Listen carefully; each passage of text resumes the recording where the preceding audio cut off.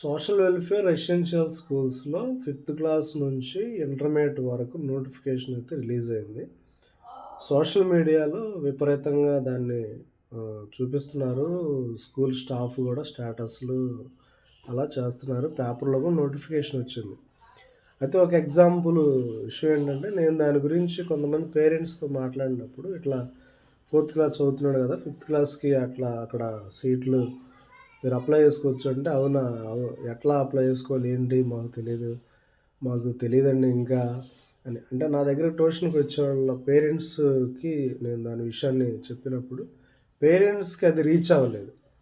పేరెంట్స్కి రీచ్ అవ్వాలంటే సొసైటీ అధికారులు కానీ గవర్నమెంట్ కానీ ఎవరైనా ముందు ఆ సోషల్ వెల్ఫేర్కి సంబంధించినటువంటి ఎక్కువ సీట్లు ఉన్నటువంటి ఆ గ్రామాల్లో అనౌన్స్మెంట్ అనేది ఉంటే సో ప్రజల్లో అవగాహన వస్తుంది.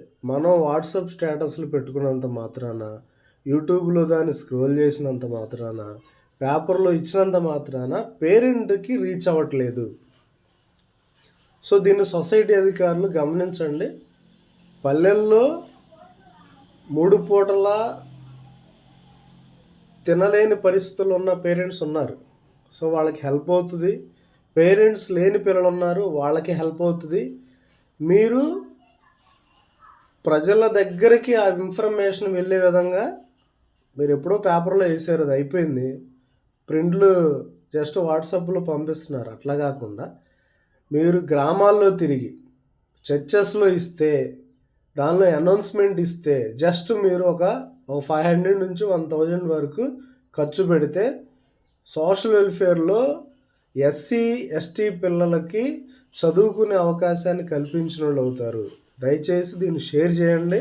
ఎందుకంటే 40 సీట్లు 2 సెక్షన్స్కి 40, 80 సీట్లు ఉంటాయి. సో ఎస్సీ పిల్లలకి 30, 60 సీట్లు ఉంటాయి.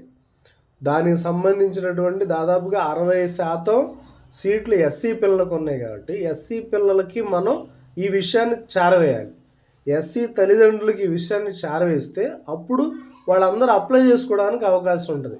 ఎందుకు బ్యాక్లాగ్ సీట్లు ఉంటున్నాయి అని అంటే పేరెంట్స్కి తెలియట్లేదు. దీనివల్ల ఏం జరుగుతుందంటే సీట్లన్నీ అయిపోయిన తర్వాత, అంటే అప్లికేషన్ పెట్టడం అయిపోయిన తర్వాత ఈ చదువుకోనిటువంటి ఎస్సీ తల్లిదండ్రులు, దళితులు ఎవరో కాళ్ళ దగ్గరికి వెళ్ళి, అయ్యా మా పిల్లోడికి సీట్ ఇప్పించండి అని ఎమ్మెల్యే దగ్గరికి, సర్పంచుల దగ్గరికి, రెసిడెన్షియల్ ప్రిన్సిపాల్ దగ్గరికి కాళ్ళు గడ్డాలు పుట్టుకుంటున్నారు.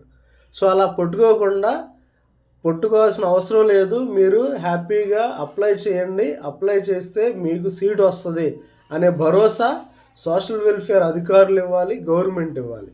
అప్పుడు ఎవరి గడ్డాలు కాళ్ళు పట్టుకోవాల్సిన అవసరం లేదు. అప్లై చేసుకుని ఎగ్జామ్ రాసి సీటు సంపాదించుకోవచ్చు అనే విషయాన్ని తెలియజేయాలి.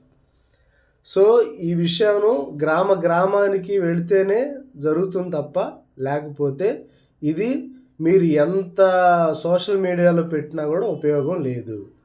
పేరెంట్ దగ్గరికి చేరనంత వరకు, పేరెంట్కి తెలియనంత వరకు మీరు ఎన్ని స్టేటస్లు పెట్టుకున్నా, ఎన్నిసార్లు పేపర్లో వేసినా ఉపయోగం లేదు. గుర్తుపెట్టుకొని ఈ విషయాన్ని షేర్ చేయగలరని మనస్ఫూర్తిగా కోరుకుంటున్నాను. గవర్నమెంట్ కూడా ఈ విషయాన్ని సోషల్ వెల్ఫేర్ అధికారులకు తెలియజేసి గ్రామాల్లో అనౌన్స్ చేయించాల్సిందిగా మనం చేసుకుంటున్నాను. Thank you.